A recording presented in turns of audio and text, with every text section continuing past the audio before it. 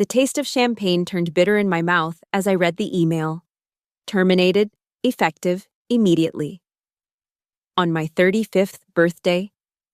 The screen of my phone glowed with cruel indifference as colleagues sang Happy Birthday in the conference room behind me, unaware that I'd just been digitally escorted out of the company I'd helped build for the last decade. But they didn't know what I knew. And Marcus Reynolds, our backstabbing CFO, certainly didn't know who I really was. My name is Abigail Sinclair. And until approximately 4 minutes ago, I was the Senior Operations Director at Helix Innovations. I joined the company when it was nothing but a startup with big dreams and bigger debts. I was the 5th employee hired by Gerald Thornton, the founder and CEO, a brilliant visionary who had become like a second father to me over the years. Together, we'd built Helix into a technology powerhouse worth over $2 billion. I closed my eyes and took a deep breath. The birthday cake they'd ordered for me, my favorite, red velvet with cream cheese frosting, was being sliced and distributed. The irony wasn't lost on me. I slipped my phone into my blazer pocket and plastered on a smile as Jennifer from marketing handed me a slice. "Make a wish," she said cheerfully. Oh, I was definitely making one. I'd suspected something was wrong for months. Numbers weren't adding up in our quarterly reports.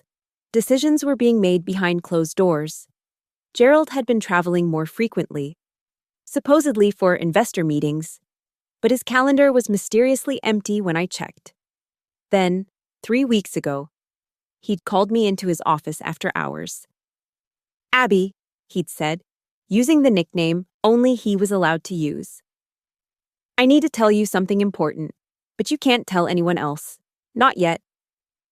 Gerald had looked tired, his usually immaculate appearance slightly disheveled. His silver hair was uncombed, and dark circles framed his eyes. "I'm dying, Abby. Pancreatic cancer. Stage 4. The world had tilted on its axis. Gerald was only 62. Too young, too vital. "The board doesn't know yet," he continued. "Only my wife and my doctors. And now you." "Gerald, He held up a hand to stop me. "I don't want sympathy. I want solutions. I've been preparing for this, actually. For years." He slid a folder across his desk. Inside was a document titled Contingency Plan Alpha. "You're listed as my successor in my will for my controlling shares of Helix," he said matter-of-factly. "It's a blind trust arrangement. No one knows except my lawyer. And now you." I'd stared at him, speechless. "The board will fight it, of course, especially Marcus. He's been gunning for my job since day one. But I've set things up so that if anything happens to you, if you're forced out or resign under suspicious circumstances, the shares automatically convert to super voting shares. Essentially, you'd become the controlling stakeholder with veto power over the board." "Why me?" I'd asked, my voice barely above a whisper.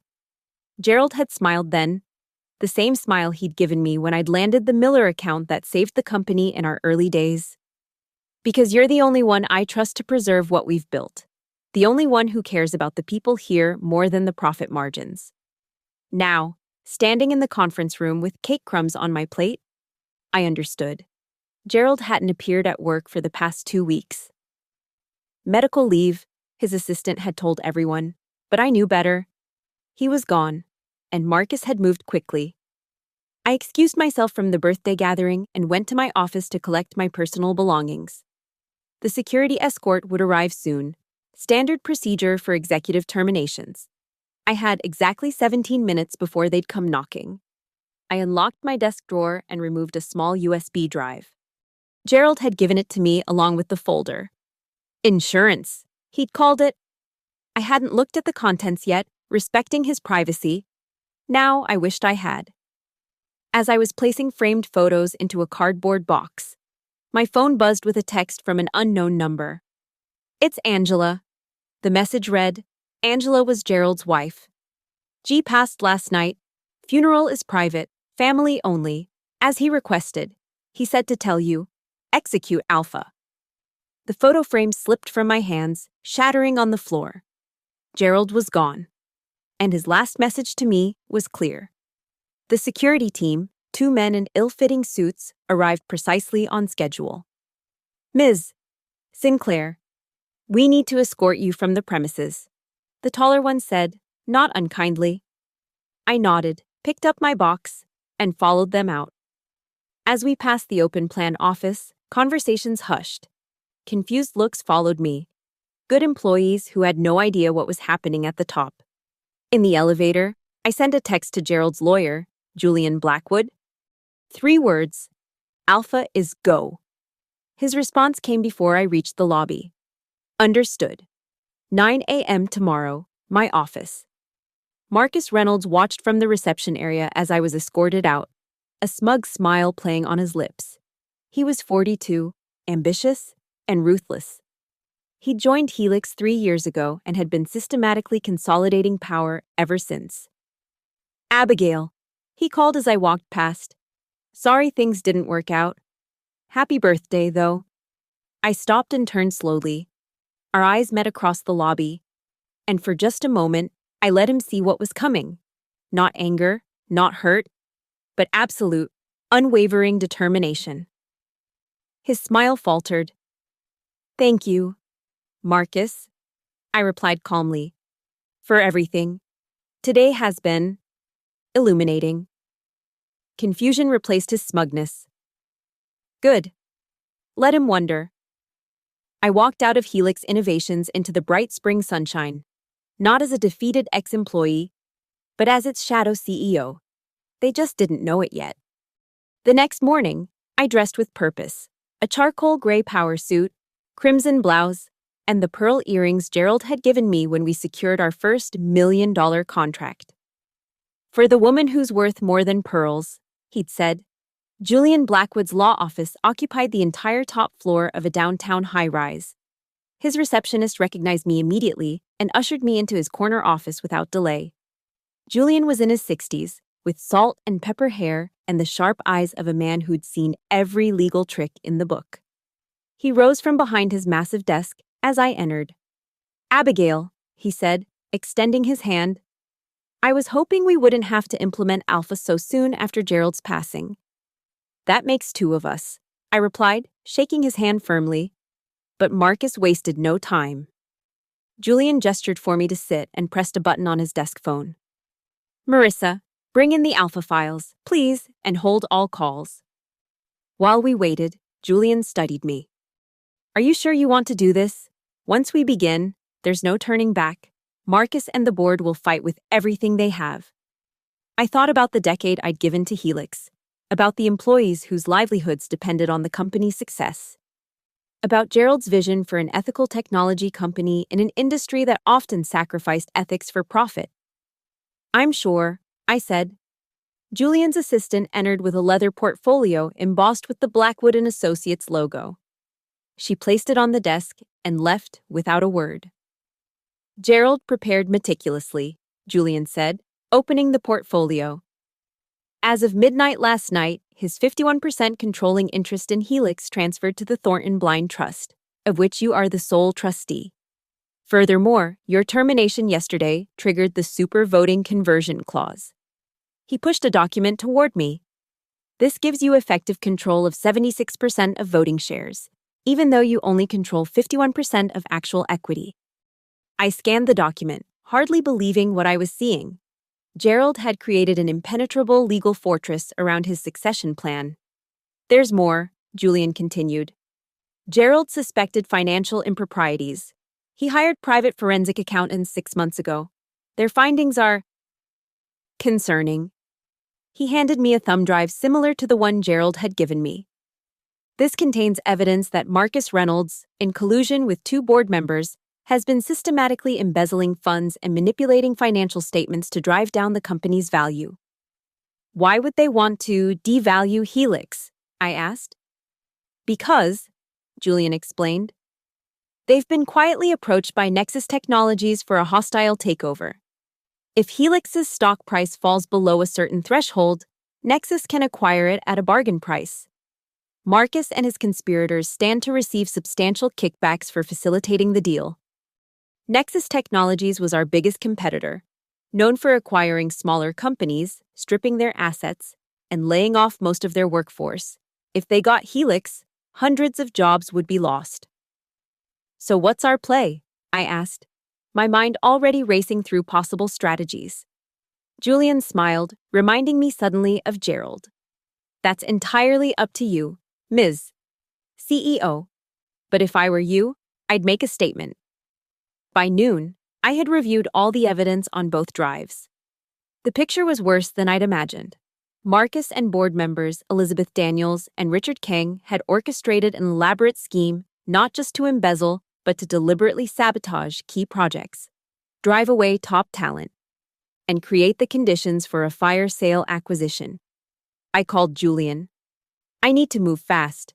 How soon can you file the necessary paperwork to formalize my position? It's already done, he replied. As of 10:23 this morning, you are officially the CEO and chairperson of Helix Innovations. The board will be automatically notified by close of business today.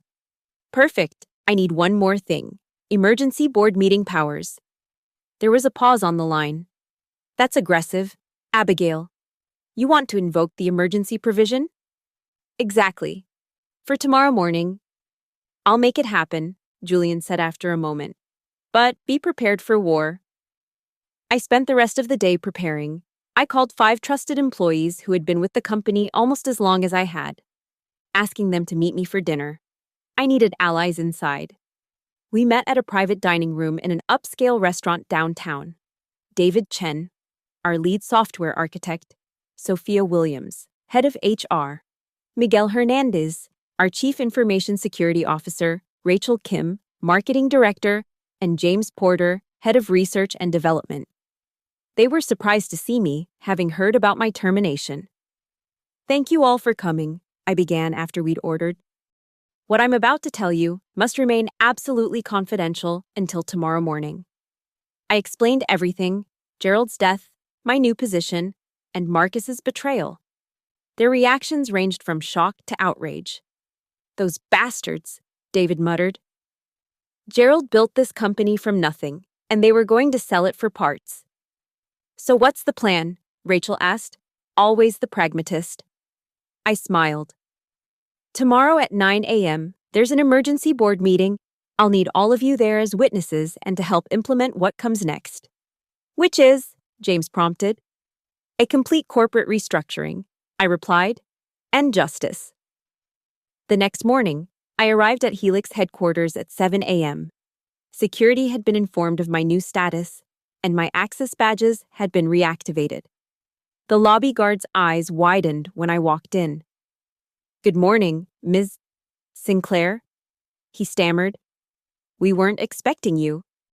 I know.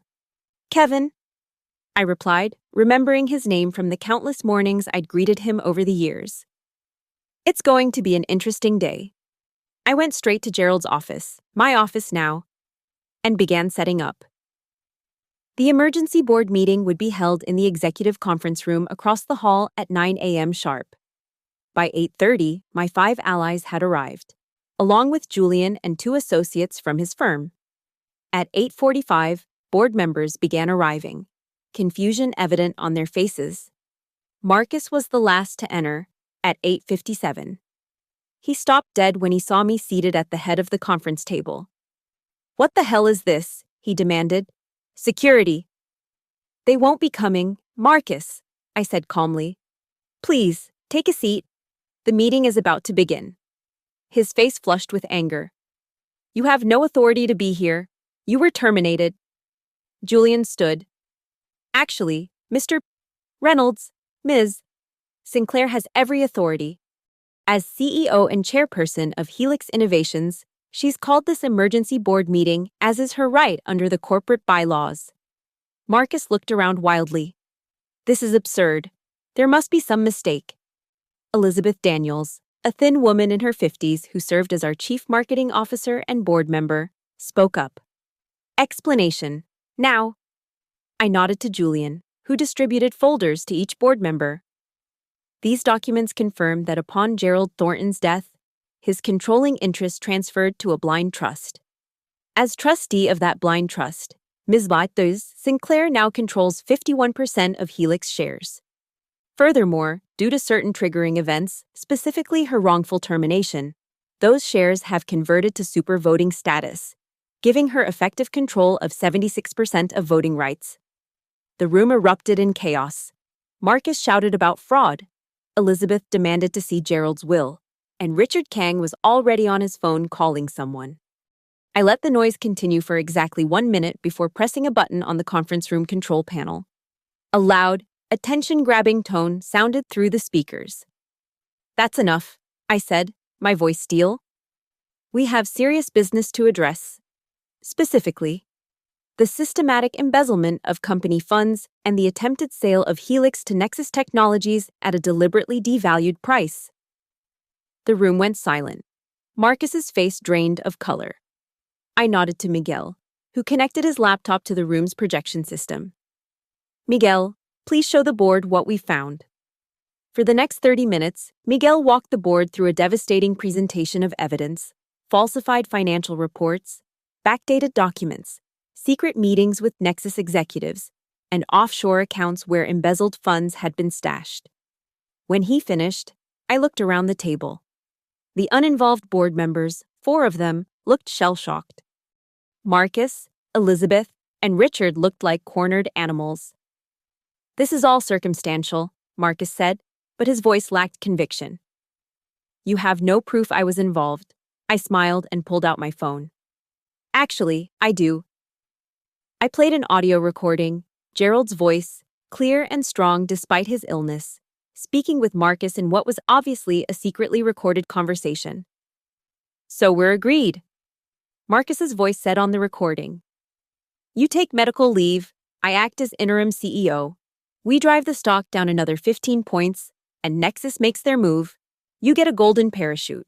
I get the COO position at Nexus with triple my current compensation, and everyone wins." Gerald's voice responded. "And the employees, the people who built this company." "Collateral damage," Marcus replied dismissively. "That's business." I stopped the recording and looked directly at Marcus. Gerald made this recording the day before he went on medical leave. He knew exactly what you were planning. Marcus lunged across the table at me, but David and James restrained him before he could reach me. "You're finished," he shouted. "Do you hear me? Finished." I remained seated, calm. "No. Marcus, you're finished. Security is waiting outside to escort you. Elizabeth and Richard from the building. The FBI has been notified of your financial crimes. And as for Nexus Technologies, they've withdrawn their acquisition offer after receiving an anonymous tip about potential legal liabilities." I stood now, buttoning my blazer. "This meeting is now a formal board vote. The motion on the table is to remove Marcus Reynolds, Elizabeth Daniels, and Richard Kang from the board and terminate their employment with Helix Innovations, effective immediately, for cause." The vote was unanimous, even from the stunned, uninvolved board members. As security led the 3 conspirators out, Marcus turned back to me, his face contorted with rage. "This isn't over, Abigail. You have no idea who you're dealing with." I met his gaze evenly. "Actually, Marcus, I do. I'm dealing with someone who thought he could steal Gerald Thornton's legacy, someone who underestimated me because I was just the operations director who brought everyone coffee in the early days. Someone who fired me on my birthday without realizing I was the backup CEO. That's who I'm dealing with, a man who has already lost." After they were gone, I addressed the remaining board members and my team. Helix Innovations will continue Gerald Thornton's vision of ethical technology development. We will not be acquired. We will not sacrifice our people for profit. And we will emerge from this stronger than before. By lunchtime, I had moved into Gerald's office. I sat in his chair, my chair now, and looked at the photo of us from Helix's 5th anniversary party. Gerald had his arm around my shoulders, both of us laughing at some forgotten joke. "We did it, Gerald," I whispered. "We protected your legacy." My phone rang. Julian Blackwood. "Abigail," he said when I answered. "I've just received word that Marcus, Elizabeth, and Richard were taken into FBI custody 20 minutes ago. The evidence was overwhelming. Good, I replied. What about the funds they embezzled? We're working on recovery. Most of it should be retrievable. After we hung up, I turned to my computer and opened the company-wide email system. It was time to address the troops. Dear Helix family, I began typing. Many of you are confused by the events of the past 2 days. Let me clarify. I explained Gerald's passing, the leadership transition, and the uncovering of financial crimes. I emphasized that jobs were secure, our direction remained true to Gerald's vision, and that Helix would continue as an independent company. I ended with, Gerald often said that Helix wasn't built by one person, but by every employee who believed in our mission. Today, I'm asking for your continued belief and support as we write the next chapter together. My door is always open. Abigail Sinclair, CEO. I hit send and leaned back in my chair. Outside my office window, I could see the city skyline, bright in the midday sun. Somewhere out there, Marcus was being processed by federal authorities. Gerald was gone. But his vision, our vision, lived on. My executive assistant, formerly Gerald's, knocked on my door. Ms. Sinclair, the leadership team is gathered in the conference room for your 3 o'clock. Thank you, Patricia. And please, call me Abigail. She smiled. The team brought something for you. Her expression turned apologetic. They felt bad about yesterday. I followed her to the conference room where the entire leadership team, minus the 3 conspirators, of course, had assembled. On the conference table sat a cake, red velvet with cream cheese frosting. Sophia stepped forward. We know yesterday was your birthday, and it didn't exactly go as planned, so we thought we'd have a do-over. My throat tightened with unexpected emotion. Thank you, I managed. Speech, someone called out. I looked around at these people, my people now, and found my voice. Yesterday, I was fired on my birthday. Today, I'm the CEO. Life is strange that way. A ripple of laughter went through the room. But what matters isn't title or position. What matters is purpose. Gerald understood that. He built Helix not to make millions, but to create something meaningful. Technology that improves lives without compromising ethics. I paused, gathering my thoughts. The road ahead won't be easy. We have financial damage to repair, trust to rebuild, and innovations to create. But if anyone can do it, it's the people in this room and the hundreds of dedicated employees in this building. I picked up a knife to cut the cake. So, let's have some cake, and then, let's get to work. We have a company to rebuild. As I cut the first slice, my phone buzzed with a text. It was from Angela, Gerald's widow. Gerald always said you were the daughter we never had. Her message read, he would be so proud today. So am I. I blinked back tears and smiled at my team. The taste of victory was sweet, but not as sweet as the knowledge that Gerald's legacy was secure, and that the people who had tried to destroy it were facing justice. Marcus had fired me on my birthday, not knowing I was the backup CEO. It was the last mistake he would ever make at Helix Innovations. 6 months later, I stood at the podium in our largest conference room, now renamed the Gerald Thornton Innovation Center. Behind me, a portrait of Gerald watched over the proceedings, his eyes twinkling with the mischief I remembered so well. It is my great pleasure, I told the assembled employees and press, to announce that Helix Innovations has not only recovered from last quarter's financial irregularities, but has exceeded our projected growth by 23%. Applause filled the room. I waited for it to subside before continuing. More importantly, our employee retention rate has risen to 97%, and our new ethical AI framework has been adopted as an industry standard by the National Technology Association. More applause, louder this time. None of this would have been possible without Gerald Thornton's vision and the dedication of every Helix employee. When I took over as CEO 6 months ago, I promised to honor that vision. Today's announcement is just the beginning of fulfilling that promise. After the press conference, Sophia caught up with me as I was heading back to my office. Have you seen this? She asked, holding up her tablet. It was a news article about Marcus Reynolds. He had been sentenced to 12 years in federal prison for fraud, embezzlement, and conspiracy. Elizabeth and Richard had received lighter sentences, 8 and 7 years, respectively, for cooperating with investigators. Justice served, I murmured. There's more, Sophia said, scrolling down. Nexus Technologies is under federal investigation for their role in the attempted hostile takeover. Their stock has plummeted. I handed the tablet back to her. Let's focus on our success, not their failure. Sophia gave me a knowing look. That's very diplomatic of you, boss. But admit it, it feels good to see them get what they deserved. I allowed myself a small smile. It does bring a certain symmetry to the situation. That evening, I stayed late at the office, reviewing plans for our next major product launch. The building was quiet, most employees having gone home hours ago. I found myself drawn to the large windows in my office, looking out at the city lights below.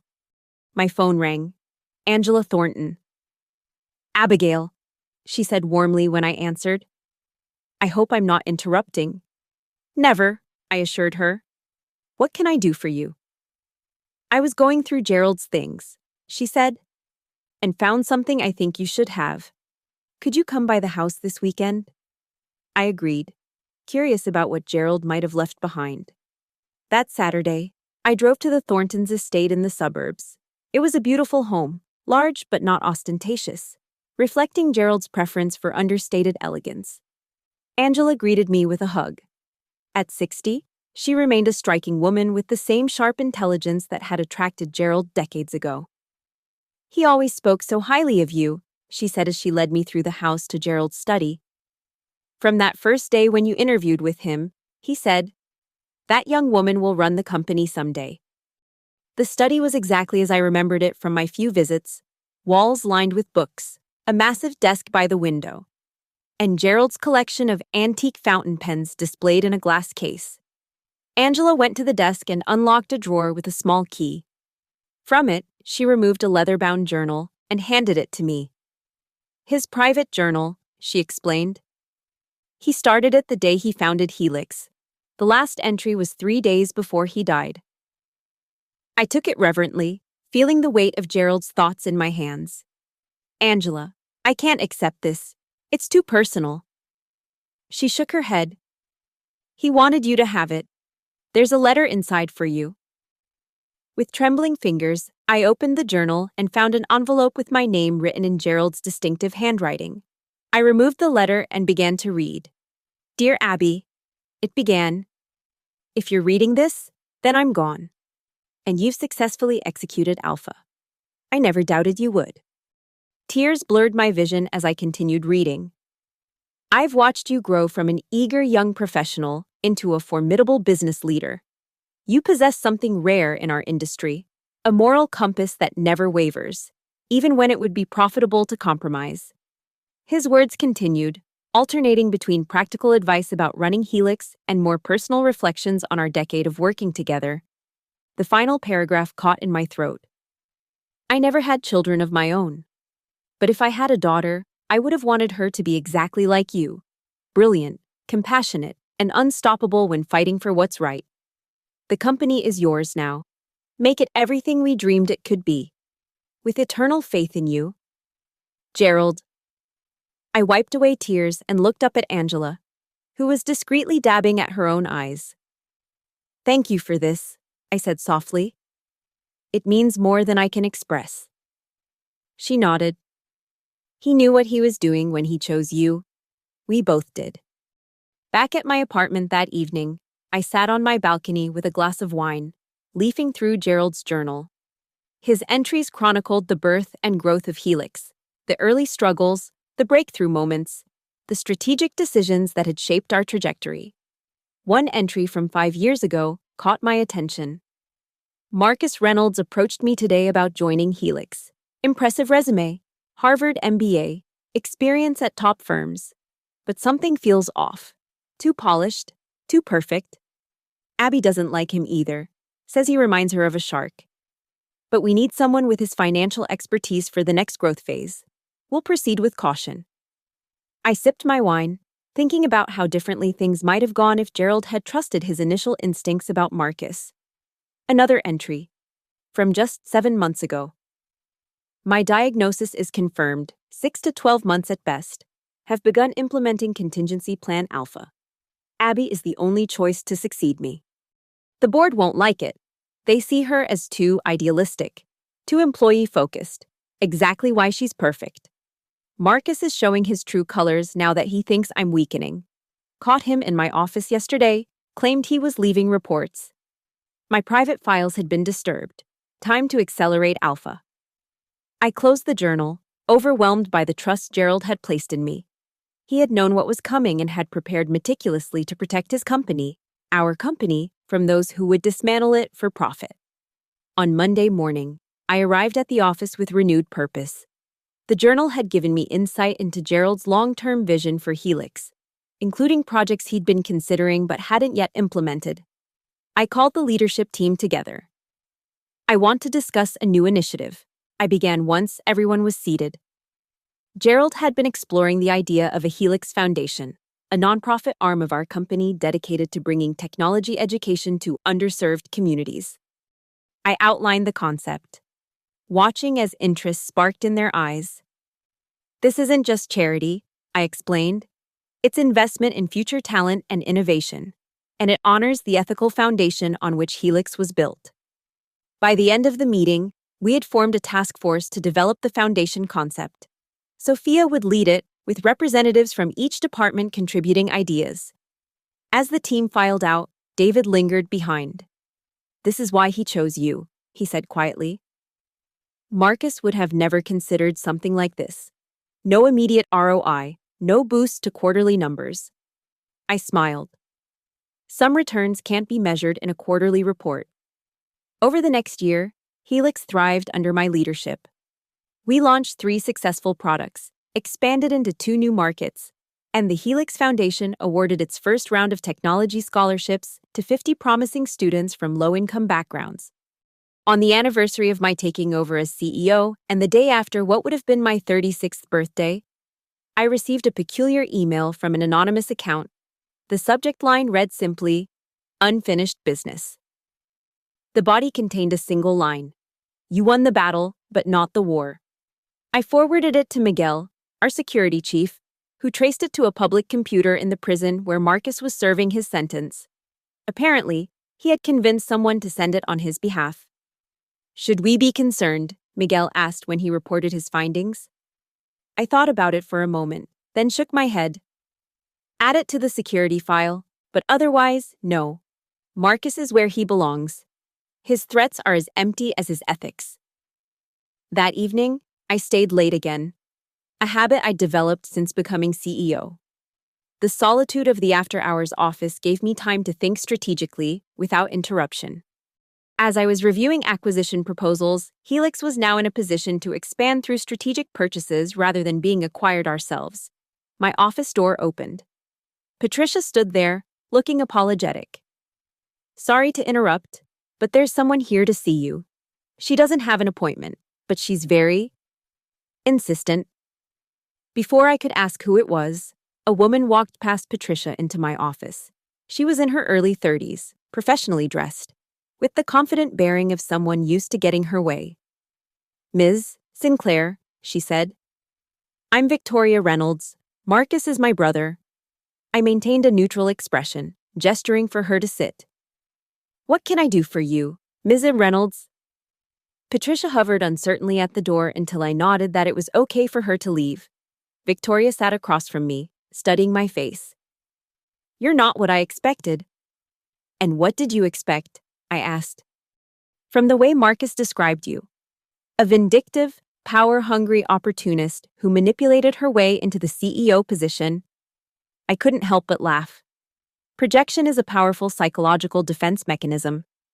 To my surprise, Victoria smiled. "That's exactly what I told him when I visited him last week."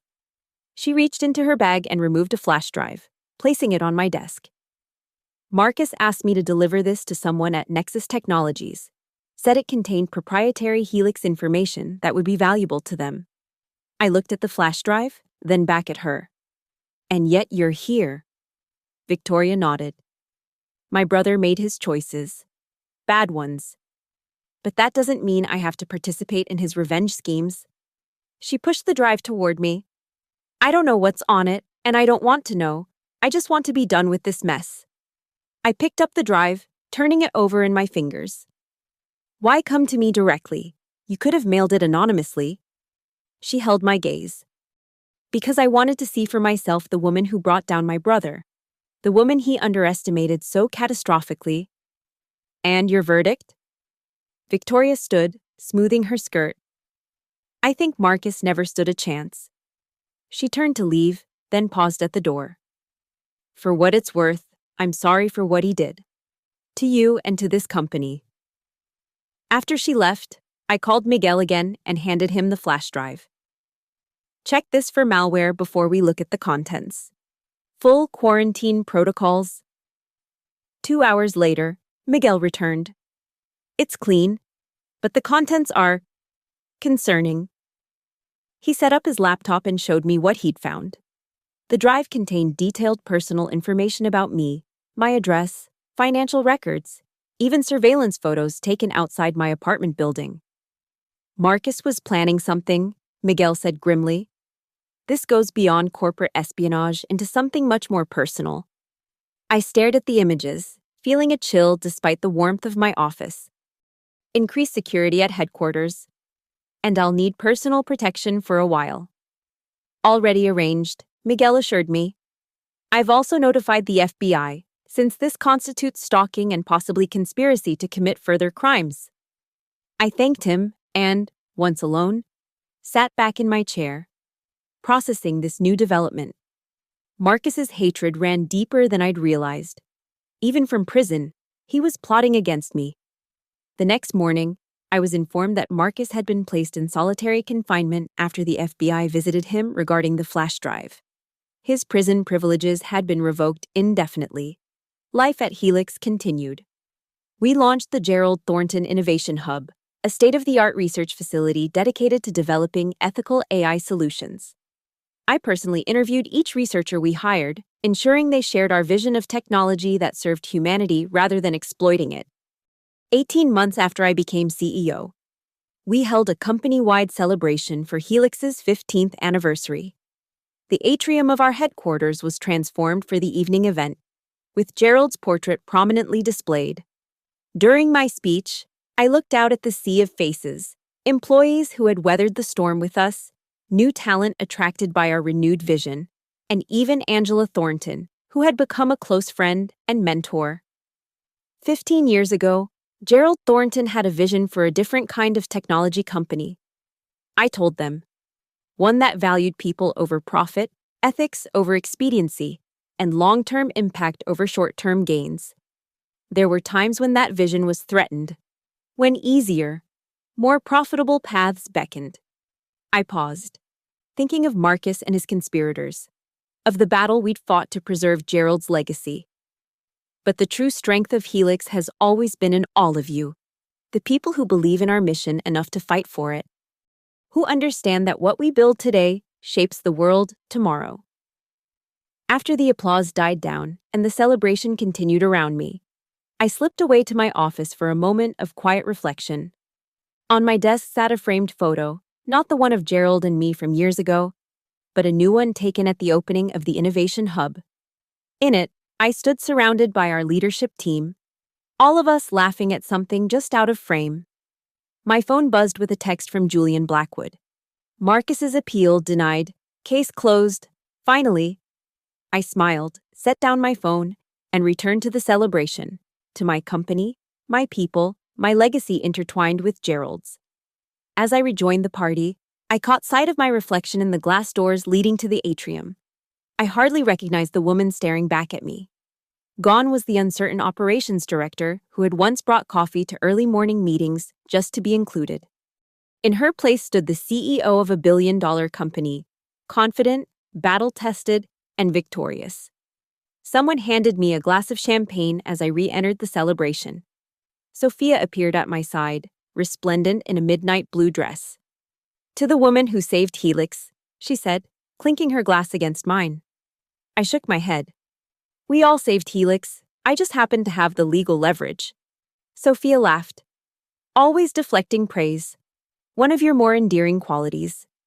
She glanced around the room. Hard to believe where we were 2 years ago, isn't it? Marcus thinking he had won, the company on the verge of being dismantled. And now we're stronger than ever. I finished for her.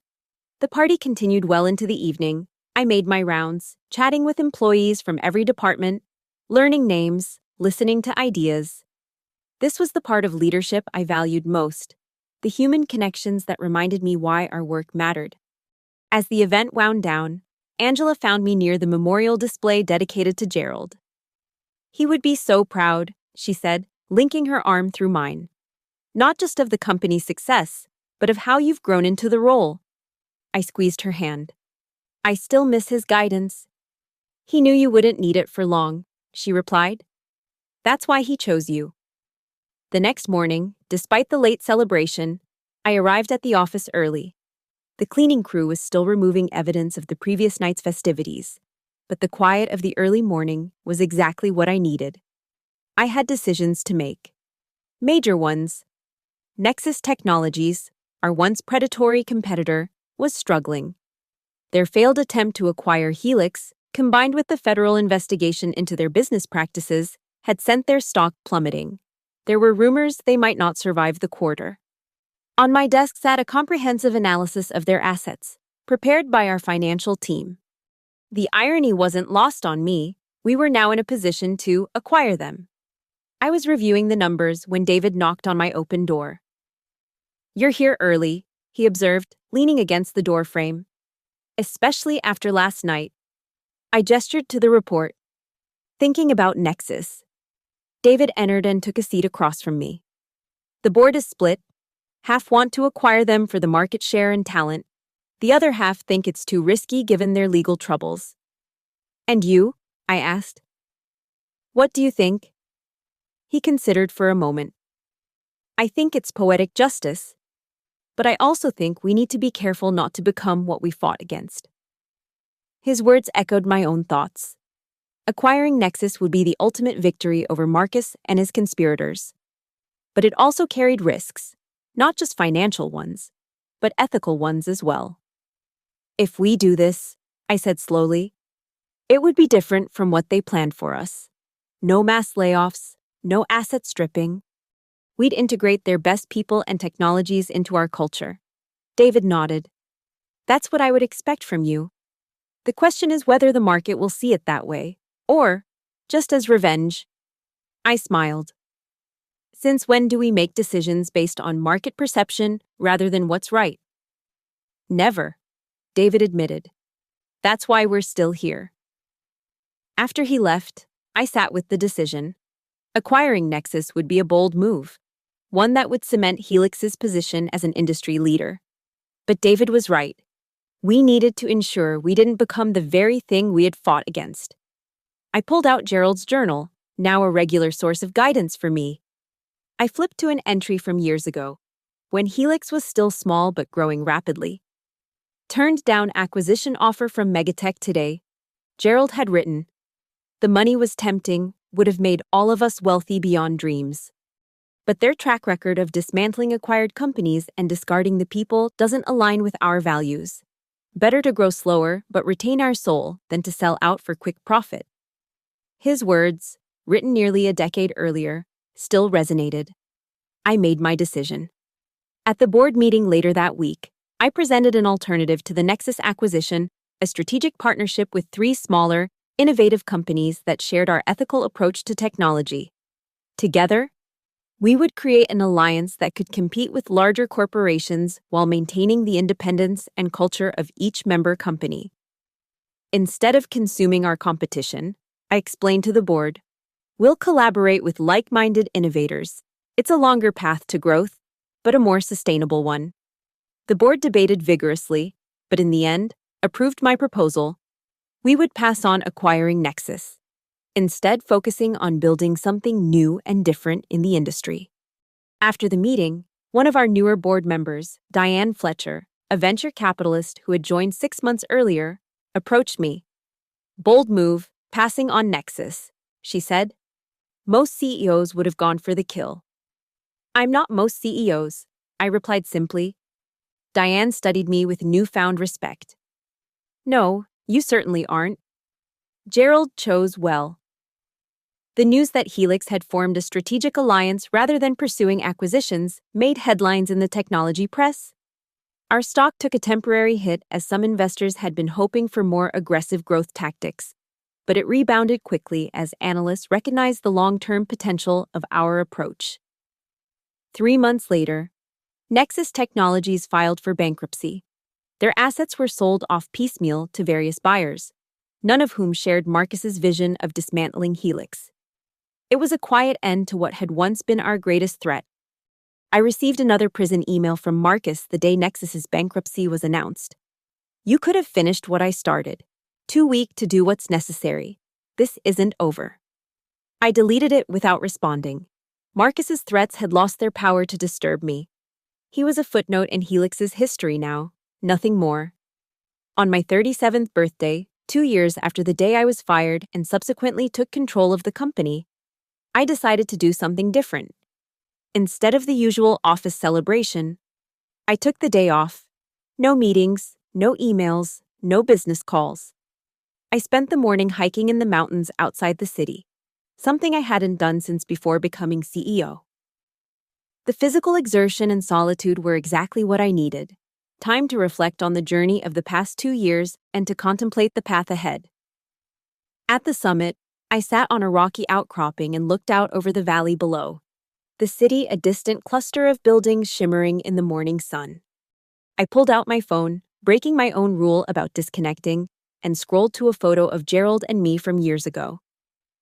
We did it, I said aloud to his image. We protected your legacy. And we're building something even greater now. As if in response, my phone chimed with an incoming email. It was from Patricia, marked urgent despite my instructions not to disturb me. Marcus Reynolds found dead in his cell this morning. The message read, apparent suicide. Authorities notifying family now, but wanted us to be prepared for potential media inquiries. I stared at the screen, a complex mix of emotions washing over me. Relief that his threats were finally, truly over. Sadness for the waste of a brilliant mind corrupted by greed and ambition. And a strange sense of emptiness, the absence of an enemy who had, in many ways, defined the beginning of my leadership. I typed a brief response to Patricia. No comment to media. Refer all inquiries to prison authorities. We'll be back tomorrow. Then I turned off my phone and continued my hike, descending from the mountain with a lighter step than when I had climbed it. Marcus's death made headlines briefly, but was quickly forgotten. Victoria Reynolds called me once to confirm the news and to apologize again for her brother's actions. He was troubled, she said. Had been since we were children.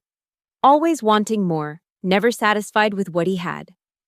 I expressed my condolences for her loss, and we left it at that. The final chapter in the Marcus Reynolds saga was closed. Life at Helix continued. Our strategic alliance flourished, bringing innovations to market faster than we could have alone. The Helix Foundation expanded its reach, now offering technology education programs in 3 countries. And our employee satisfaction scores were the highest in the industry. 3 years to the day after I became CEO, I stood in Gerald's, my, office, looking out at the city skyline. The same view. But so much had changed.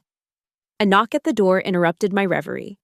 It was Julian Blackwood, now semi-retired, but still serving as Helix's primary legal counsel.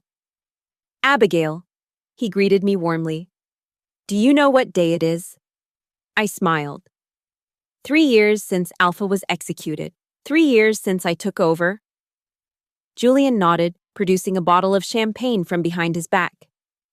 I thought we should mark the occasion. As he poured 2 glasses, he said, I have something for you. From Gerald. From his jacket pocket, he removed an envelope, slightly yellowed with age. He gave this to me 5 years ago, with instructions to deliver it to you 3 years after you became CEO, assuming you lasted that long. Julian chuckled. He never doubted you would. I took the envelope with trembling fingers. 5 years ago, that was before his diagnosis. Julian nodded. Gerald was always planning ahead, always preparing for contingencies. After Julian left, I sat alone with the envelope. Gerald's familiar handwriting spelled out my name on the front. Whatever message it contained, he had written it when he was still healthy, still fully himself. I carefully opened the envelope and unfolded the letter inside. Dear Abby, it began. If you're reading this, then Julian has followed my instructions, and you've been CEO of Helix for 3 years. Congratulations. I always knew you had it in you. I smiled through sudden tears. I don't know what challenges you've faced in these 3 years. I don't know what Helix looks like now under your leadership, but I know you. And that gives me confidence that whatever obstacles arose, you met them with the same determination and integrity that first impressed me when we met. His words continued, reflecting on our partnership and his hopes for Helix's future. Then, near the end, came a paragraph that took my breath away. I have one final request. Abby, let go. Let go of whatever battles you've had to fight to protect Helix. Let go of whatever wounds you've sustained in the process. And most importantly, let go of any notion that you're merely continuing my legacy. Helix is yours now. Shape it according to your vision, not mine. The greatest honor you can do me is not to preserve what I built, but to transform it into something even greater, something uniquely yours. The letter ended with a simple sign-off. With pride and love, Gerald. I sat with the letter for a long time, reading and rereading his words. Let go. Such simple advice, yet so profound. I realized that despite all our success, I had indeed been focused on preserving Gerald's legacy rather than truly making Helix my own. Even our new initiatives had been framed in terms of what Gerald would have wanted. That night, I stayed late at the office, drafting a new 5-year strategic plan for Helix. Not based on continuing Gerald's work, but on taking it in bold new directions. Directions he might never have envisioned but would have appreciated for their audacity and vision. The next morning, I called an all-hands meeting, standing before the assembled employees, Gerald's portrait watching over us all. I felt a sense of liberation. For 3 years, I began. We've honored Gerald Thornton's vision for Helix. We've built on his foundation and strengthened what he created. Today, we begin a new chapter. I outlined my vision for Helix's future, a radical expansion into emerging technologies, a decentralized organizational structure that empowered innovation at every level, and a bold commitment to making our most advanced technologies accessible to underserved communities worldwide. This isn't about forgetting where we came from, I assured them. It's about having the courage to go where even Gerald might not have imagined. As I concluded my presentation, I glanced up at Gerald's portrait. In the light of the morning sun streaming through the windows, his painted eyes seemed to twinkle with approval. I have one more announcement, I said. Effective immediately, I'm changing my title from Chief Executive Officer to Chief Innovation Officer. The executive part will be distributed among a new leadership council drawn from every level of the company. Because Helix isn't about one person's vision anymore, it's about all of ours. The room erupted in applause. Change was always risky in corporate culture, but I could feel the energy and excitement my words had generated. Later that day, as news of Helix's restructuring hit the business press, I received a text from Angela. He would be so proud, not because you're preserving his legacy, but because you're brave enough to create your own. I smiled, thinking of the journey that had brought me here, from being fired on my birthday to reimagining the very nature of the company I now led. From being Gerald's protege to being my own person, charting my own course. Marcus Reynolds had underestimated me catastrophically when he fired me that day, not knowing I was the backup CEO. But in a way, I had underestimated myself as well, seeing myself as merely Gerald's successor rather than a visionary in my own right. That evening, I left the office at a reasonable hour for the first time in months. Tomorrow would be busy with implementing our new direction. But tonight belonged to me. As I walked to my car in the parking garage, I passed the spot where Marcus used to park, now occupied by a young software engineer's modest sedan. So much had changed. I thought of Gerald's letter, safely stored in my desk drawer now. Let go. He had written. And finally, I had.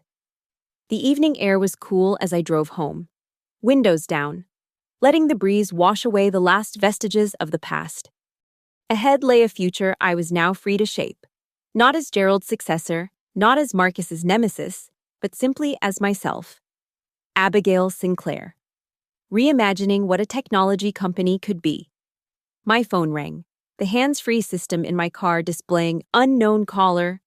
I almost didn't answer, but something compelled me to press the button on my steering wheel. Hello, I said, expecting a sales call. Ms. Sinclair. The voice was unfamiliar, male, with a slight accent I couldn't place. My name is Dr. Arjun Mehta. I was Marcus Reynolds' psychiatrist during his incarceration. I pulled over to the side of the road, suddenly alert. I wasn't aware he had a psychiatrist. Few were. Dr. Mehta replied, I'm contacting you because Marcus left something for you. A letter. He instructed me to deliver it 1 month after his death. I gripped the steering wheel tightly. Why would I want anything from Marcus Reynolds? There was a pause on the line. He said you would say that. He also said to tell you it contains information about Project Lazarus. Does that mean anything to you? It didn't, but a chill ran down my spine nonetheless. How do I know this isn't some kind of trick? You don't? Dr. Mehta admitted. But I'm a licensed psychiatrist with the Federal Bureau of Prisons. You can verify my credentials. The letter has been examined for contaminants and other threats. It's just paper and ink. I thought for a moment. Where and when? Tomorrow, noon. The coffee shop across from your headquarters. I'll be wearing a blue tie. The call ended, leaving me sitting in my car by the side of the road, mind racing. Project Lazarus? It sounded ominous, like something from a spy thriller. Part of me wanted to ignore the meeting, to continue letting go of the past as Gerald had advised. But another part, the part that had helped build Helix from a struggling startup into an industry leader, couldn't ignore a potential threat. The next day, I spotted Dr. Mehta immediately.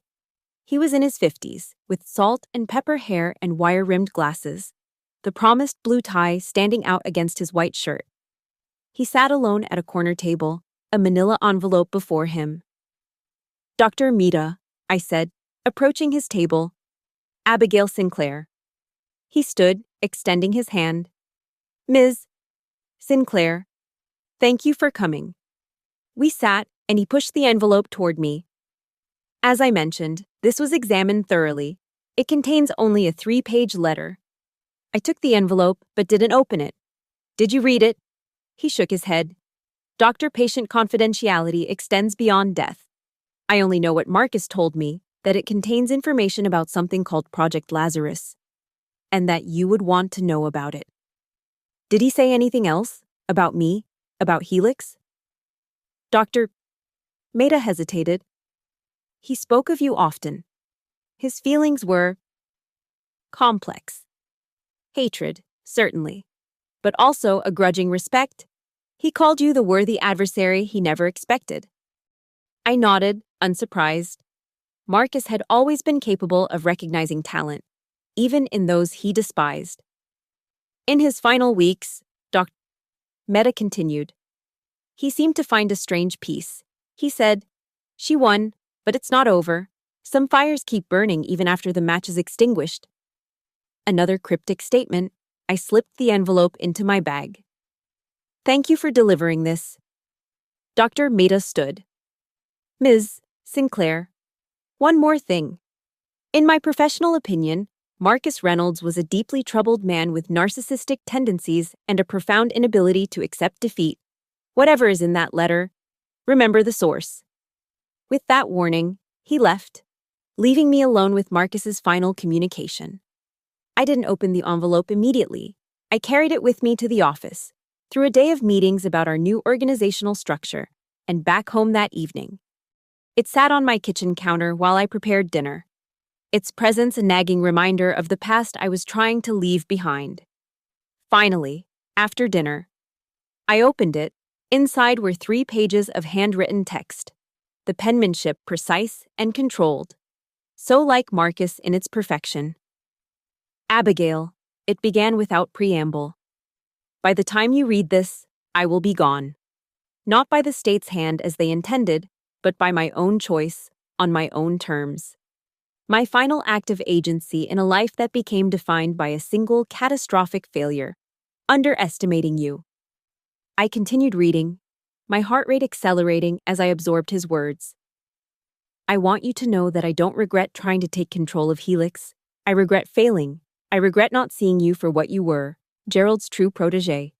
Not just in business acumen, but in foresight and strategy. The student who surpassed the master. The letter continued with a mix of backhanded compliments and bitter reflections. Then, on the second page, the tone shifted.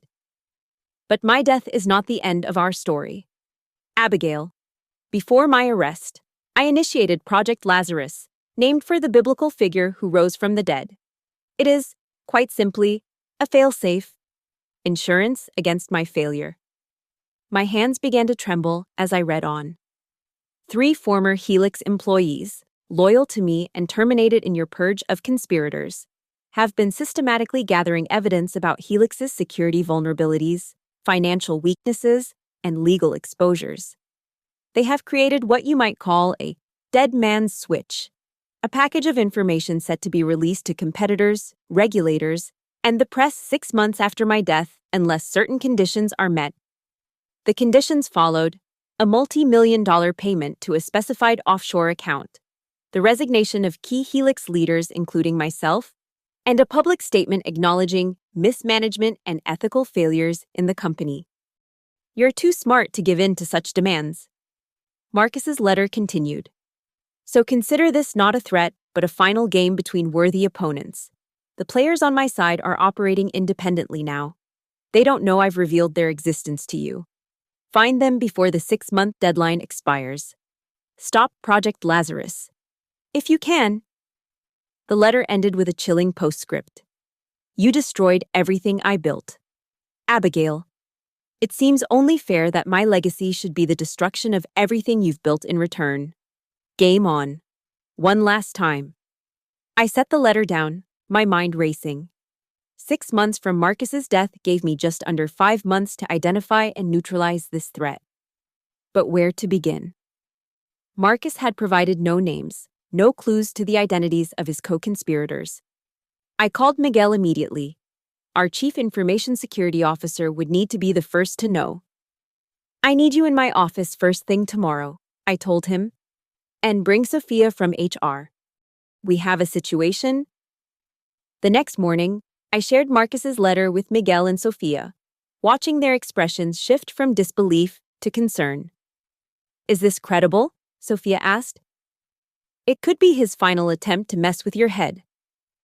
I considered the possibility. It could be, but we can't take that chance. Miguel was already making notes. I'll need a list of all employees terminated during the transition, anyone who might have been loyal to Marcus. Sophia nodded. I can pull those records. We let go about 30 people total, but most were just routine staff changes. Only a handful were directly connected to Marcus's inner circle. Start there, I instructed. And Miguel, I want a complete security audit of all our systems. If there are vulnerabilities, we need to find them before they're exploited. For the next week, we worked in secret, the 3 of us plus Julian Blackwood, who reviewed the legal implications of Marcus's posthumous threat.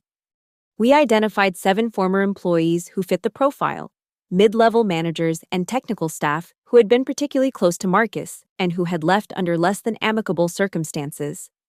Miguel's security team, working quietly after hours, discovered attempted breaches of our systems originating from IP addresses associated with 2 of the 7 suspects. It wasn't proof of Project Lazarus, but it was enough to focus our investigation. Cynthia Parker and Robert Jennings, Sophia reported, showing me their personnel files. Both worked directly under Marcus. Both were let go during the transition, and both refused exit interviews, just took their severance, and left. I studied their files. Cynthia had been a financial analyst, specializing in risk assessment. Robert had worked in IT security, a particularly concerning background given the nature of the threat. What about the third person? I asked.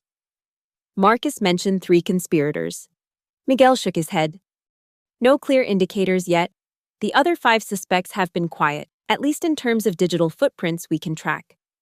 I drummed my fingers on my desk, thinking, we need to draw them out. Make them think their plan is working, that we're vulnerable. Julian, who had been quietly listening, spoke up. A false flag operation. Leak information about a fictional security breach or financial problem. See who reacts. It was risky, but we were running out of options. 4 months remained until Marcus's deadline. We crafted a carefully constructed piece of misinformation, a memo about supposed vulnerabilities in our new product's encryption protocol. Something that would be valuable to competitors but wouldn't actually damage Helix if leaked. We planted it in our systems where someone with illicit access might find it. Then, we waited. 2 weeks later, Miguel burst into my office without knocking, his normally calm demeanor visibly shaken. We've got a hit, he said, setting his laptop on my desk. The bait was accessed from an external server last night. We traced it to a coffee shop in the financial district, and we have surveillance footage. He played a video showing a woman in her early 40s, blonde hair pulled back in a severe bun, using a laptop at a corner table. Cynthia Parker, Sophia confirmed when I called her in. That's definitely her. Now we need to find out who she's working with, I said. Miguel, can we track her communications? He shook his head. Not legally. But we can set up another trap, this time with information that would require collaboration to exploit. Something technical that would need Robert's expertise, if he's involved. We laid another trap, this one more sophisticated. A fictitious plan for a server migration that would temporarily expose certain databases that contained nothing of actual value but would appear valuable to someone looking to harm the company. This time, we were ready. When the bait was accessed, Miguel's team tracked the digital footprints in real time. They led not to Robert Jennings as we'd expected, but to a third former employee, Martin Shaw, who had worked in legal compliance under Elizabeth Daniels, one of Marcus's board allies. 3 for 3, Julian commented when we updated him. Now what? I leaned back in my chair, considering our options. We could go to the authorities, but with what? Accessing decoy files isn't a crime. We need proof of their actual plan. We need to infiltrate their operation, Miguel suggested. Get someone close to one of them. It was a bold move, potentially dangerous. But as days turned into weeks, and weeks into months, the deadline drew ever closer. We had identified the 3 conspirators but had no concrete evidence of their plans or how to stop them. 3 months after receiving Marcus's letter, with the deadline looming just 2 months away, we got our break. Cynthia Parker posted a job opening at her new consulting firm, a position that matched the qualifications of one of our junior analysts, a young woman named Tara Reed, who had joined Helix after the transition and had no connection to the Marcus era. It's perfect, Sophia said when we discussed the opportunity. Tara's background in data analytics makes her an ideal candidate, and she's completely off their radar. It's also asking her to take an enormous risk, I pointed out. If they discover she's working with us, I'll do it, said a voice from the doorway.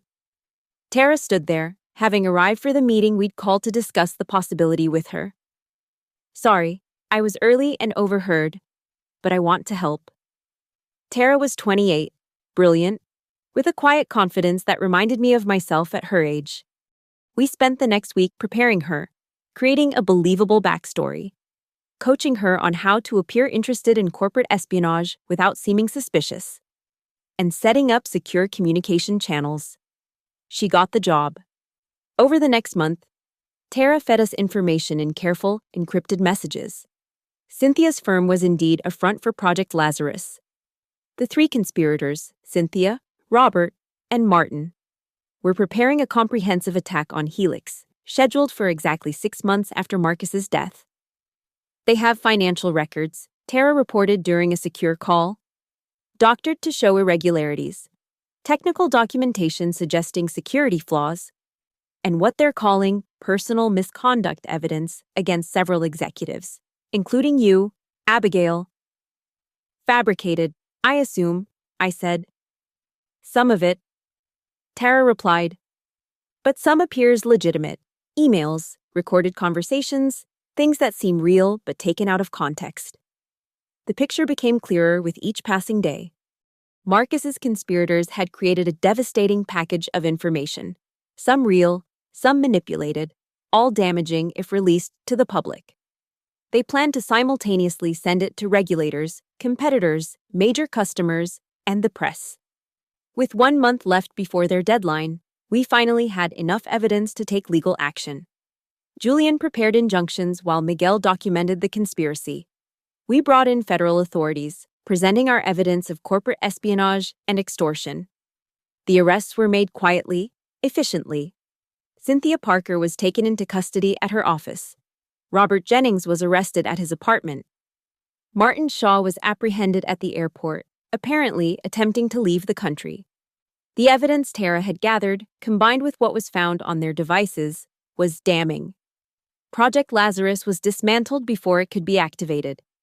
In the aftermath, I called an emergency meeting of the Helix leadership team, now expanded under our new organizational structure to include representatives from every level of the company.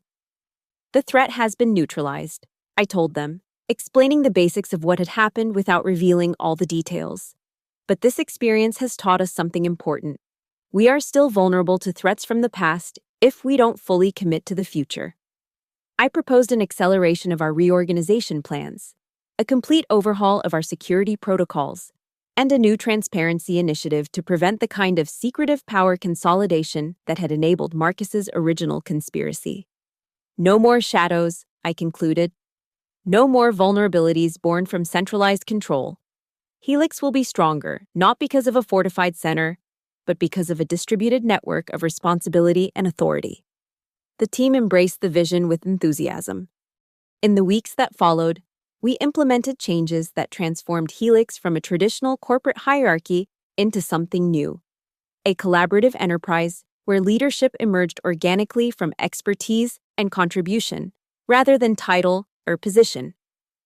6 months after Marcus's death, the deadline for Project Lazarus passed without incident. The conspirators were awaiting trial, facing substantial prison sentences for their attempted corporate sabotage. I visited Marcus's grave on that day, a simple marker in a cemetery outside the city. I didn't bring flowers or words of forgiveness. I simply stood there, acknowledging the end of our long, strange conflict. Game over, I said quietly to the cold stone. I win. As I turned to leave, I noticed a figure standing nearby, Victoria Reynolds, Marcus's sister. She approached slowly, her expression unreadable. You stopped it? She said. It wasn't a question, I nodded. You knew about Project Lazarus? She sighed, looking at her brother's grave. I suspected something. Marcus always had contingency plans, always needed to have the last word. She met my eyes. I'm glad you stopped it. Whatever else he was, my brother had become something I couldn't recognize at the end. We stood in silence for a moment, two women connected by a man who had tried to destroy us both in different ways. What happens now? Victoria finally asked. I thought about Gerald's advice to let go, about the new direction for Helix, about the future stretching before us, bright with possibility and unburdened by the past. Now, I said, we move forward. 1 year later, I stood on a stage at the National Technology Awards, accepting the Innovation Leadership Award on behalf of Helix. Our distributed leadership model had become a case study at business schools. Our ethical AI framework had set new standards for the industry, and our financial performance had exceeded all expectations, proving that success and social responsibility could go hand in hand. This award doesn't belong to me, I told the audience. It belongs to every member of the Helix family who had the courage to reimagine what a technology company could be. I thought of Gerald, of the journey that had brought me here, of the challenges overcome and the victories won. I thought of Marcus, whose betrayal had ultimately led to transformation. Someone once told me to let go of the past and create my own legacy, I continued. That advice changed everything. Because true innovation isn't about protecting what exists, it's about having the courage to create what doesn't exist yet. The applause was thunderous as I left the stage. Waiting in the wings was Angela Thornton, elegant in a midnight blue gown, her eyes bright with pride. Gerald would be speechless, she said, embracing me. What you've built goes beyond anything he imagined. I smiled, thinking of the day I'd been fired on my birthday, not knowing I was the backup CEO. How that moment of apparent defeat had been the beginning of a journey I could never have anticipated. No, I corrected gently. What we've built, all of us together. As we rejoined our table, where the Helix team, my team, waited to celebrate, I felt a sense of completion. The company that had once nearly been destroyed by greed and betrayal had been reborn as something stronger, more resilient, more innovative. Marcus had fired me on my birthday, not knowing I was the backup CEO. It was the first domino in a chain of events that had transformed not just Helix, but me as well. From Gerald's protege to innovative leader in my own right, from guardian of a legacy to creator of a new vision. The taste of victory was sweet, sweeter than birthday cake, and far more satisfying than revenge.